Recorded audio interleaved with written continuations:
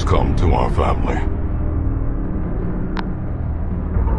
You remember our venerable house? Opulent and imperial, gazing proudly from its stoic perch above the moor. I lived all my years in that ancient, rumor-shadowed manor, fattened by decadence and luxury. And yet I began to tire of conventional extravagance. Singular, unsettling tales suggested the mansion itself was a gateway to some fabulous and unnameable power. With relic and ritual, I bent every effort towards the excavation and recovery of those long buried secrets, exhausting what remained of our family fortune on swarthy workmen and sturdy shovels.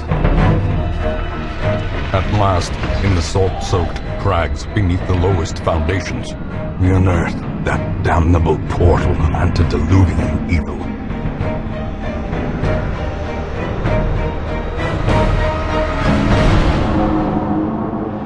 Our every step unsettled the ancient earth, but we were in a realm of death and madness. In the end, I alone fled laughing and wailing through those blackened arcades of antiquity, until consciousness failed me.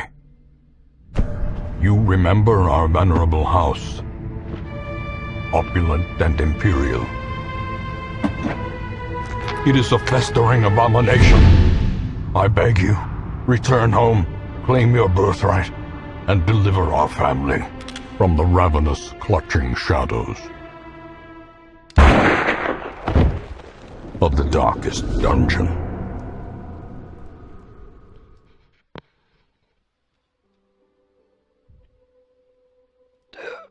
Webcam.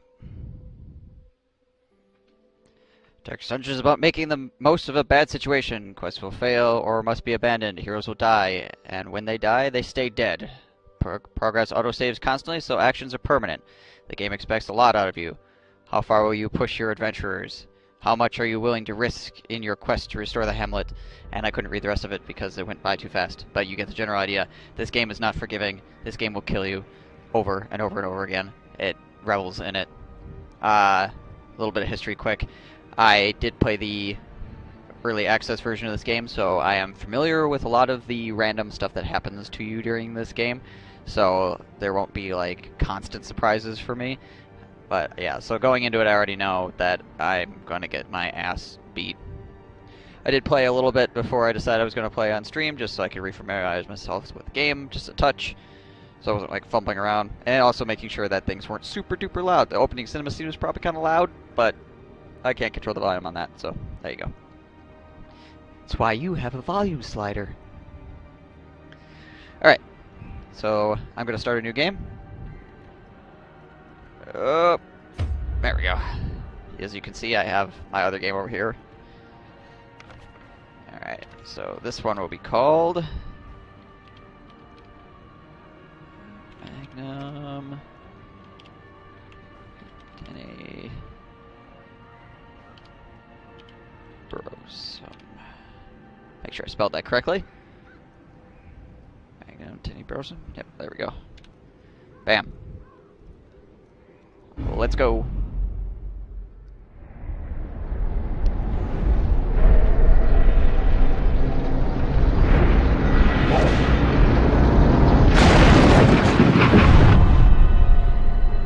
You will arrive along the old road.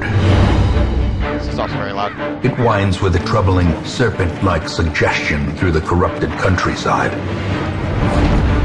leading only, I fear, to ever more tenebrous places.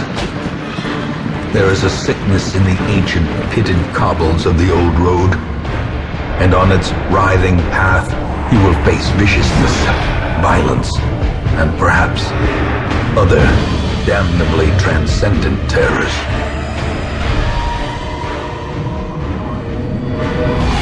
So steel yourself, and remember there can be no bravery without madness. The old road will take you to hell, but in that gaping abyss, we will find our redemption.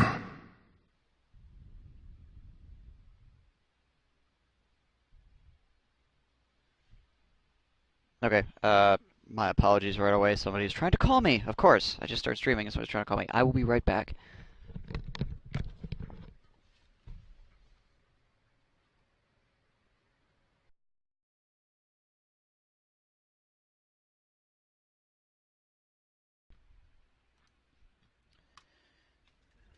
Whoa, okay.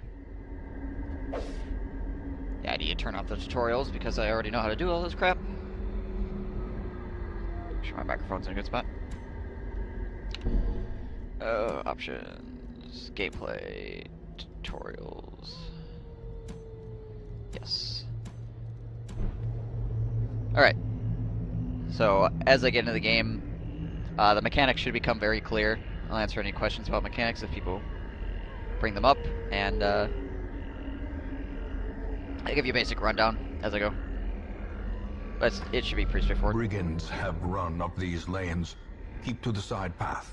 The hamlet is just ahead. Aha! Surprise you, Dispatch brigand. this thug in brutal fashion, that all may hear of your arrival. I have to say that the it's not really like an announcer, maybe narrator, I guess, to this game has got a fantastic voice.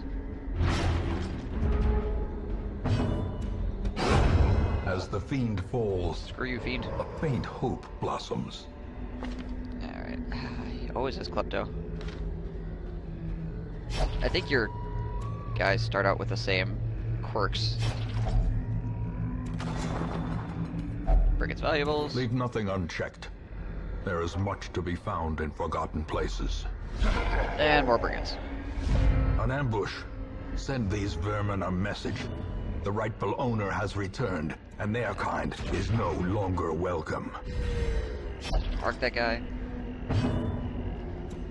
And I would just slash the crap out of him. Ow.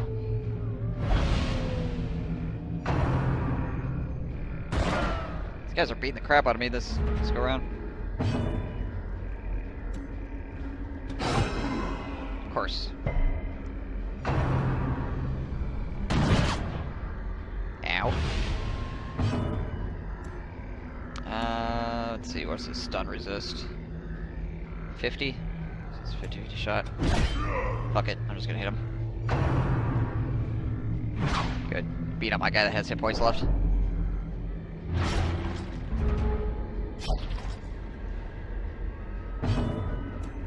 Got him! Prodigious size alone does not dissuade the sharpened blade.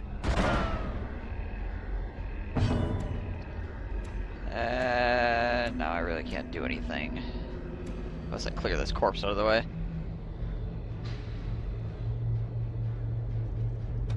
Guess I'll do that. Kinda better to do. I mean, I really need to swap these guys around, to be honest. Which I probably should have done. Yeah, I should have done that during his turn.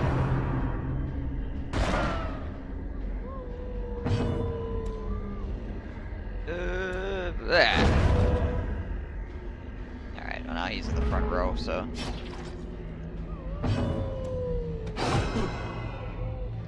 And I cut you, and you bleed! There we go. Confidence surges as the enemy crumbles. How shitty would it be if I died right there? That'd be terrible.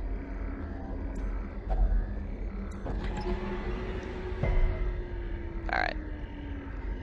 Okay, so a quick rundown of some of the stuff that you see on screen here. This is your torch.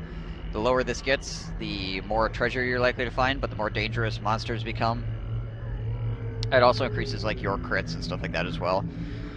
Down here is your stress meter. Below your hit point bar. Hit point bar is the red, stress meter is the white. HP, once you reach 0, you're dead. Your character's dead. Stress, once you reach 100, your character goes insane, which can either result in him getting a negative trait, or he can find strength in adversity and become like a super badass. But obviously that doesn't happen as often.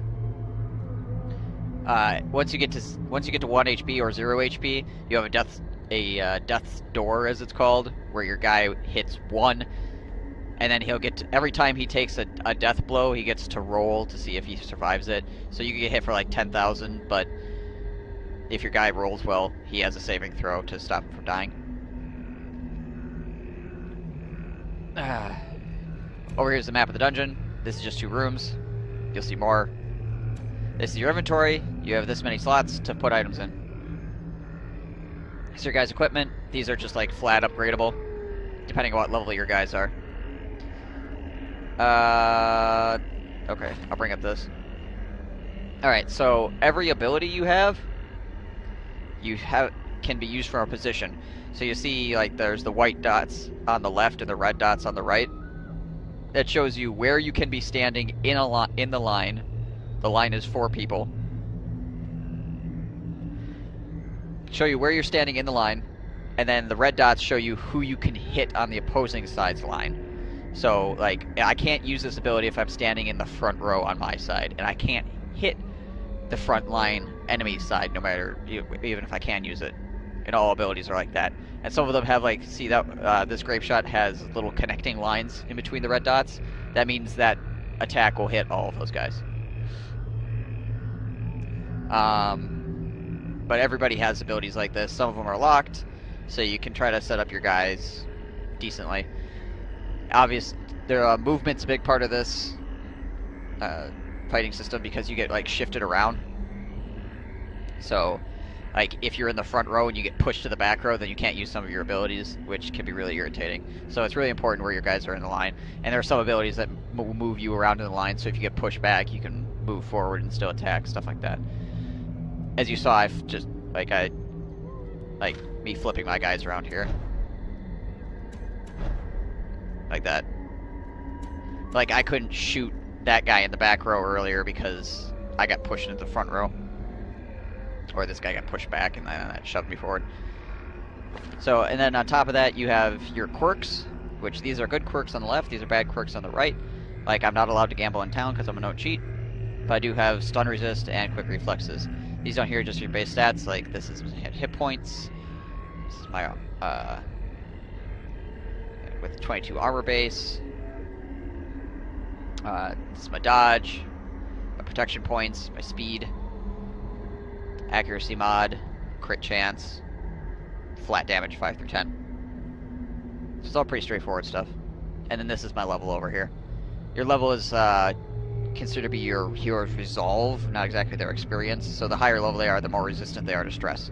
Also, if you reach 100 stress, you can then get another 100 stress. If you reach the second 100 stress, then you have a heart attack, which immediately puts you onto death's door. These are camping abilities. You'll see what they do later. Alright, but when the quest is complete, then you click on the little quest complete thing, and then you get your reward.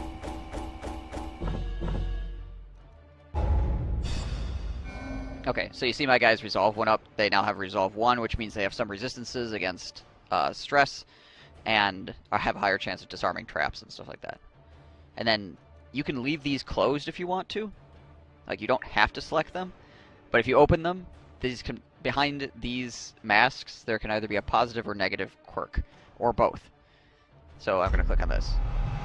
Alright, so he's calm now, and he's a fast healer. Calm is a really shitty one. Negative 15% damage on first round. It's annoying. Fast healer, though, it's not bad. And Night Owl, so if the torch is below 26, he gets more speed. So not terrible. Welcome home, such as it is. This squalid hamlet, these corrupted lands, they are yours now, and you are bound to them. Yay. Okay, so starting off, I'm not going to have access to all of these things, so we'll find out what these are in a little bit. But I do have access to the graveyard.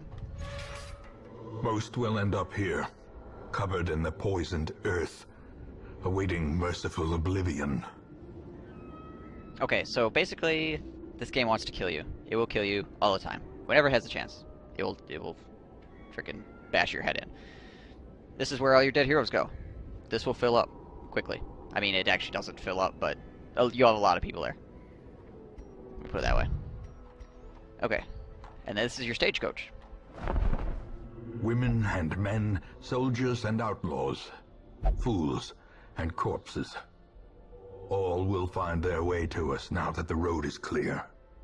Okay, so this is the stagecoach. This is where you recruit heroes. Hero recruiting is free because your heroes are going to die. So they are your renewable resource.